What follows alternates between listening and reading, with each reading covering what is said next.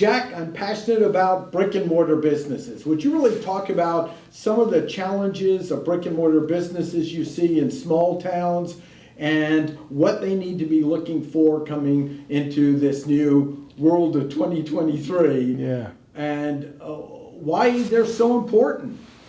Sure. Well, the biggest challenge of a brick and mortar business is, regardless of how high a quality your product is, they could find it online of either equal or greater value, right? So unlike in the past, just having a great product isn't enough.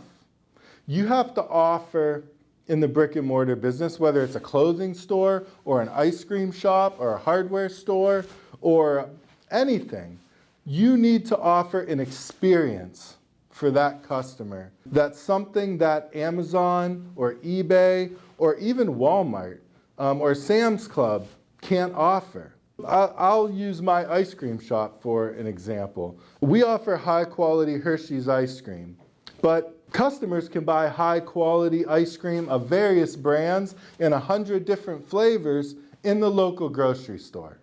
Right? So they're not walking into my ice cream shop because it's the only place that they could get good ice cream, right? They're walking into my ice cream shop to see my smiling employees behind the counter, to have a conversation, to sit in our stylish dining area and listen to music and see all the plants hanging from the ceiling. They're there for the experience of community, the experience of someone that welcomes them and is happy to see them.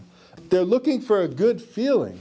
And in my opinion, that's more important than how good the ice cream is. That's the only thing that separates me from my competition, so to speak.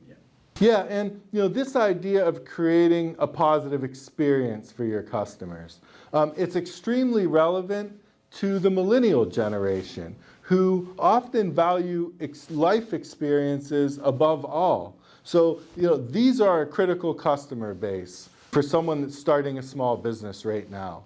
And, creating a really positive experience, a special experience for customers, regardless of what kind of brick and mortar shop that you have, can really set you up well for this coming generation. And you really have to go out of your way to share this experience with these potential customers to get them into your business. So you have to be really good at using social media at the cutting edge level. You have to be able to use more than just a few pictures and simple posts. You have to be able to utilize video and all the tools at your disposal to access these potential customers. A Google business profile, in my opinion, it's the very first thing you should establish when you set up your small business. It's basically the gateway to customers knowing that you exist.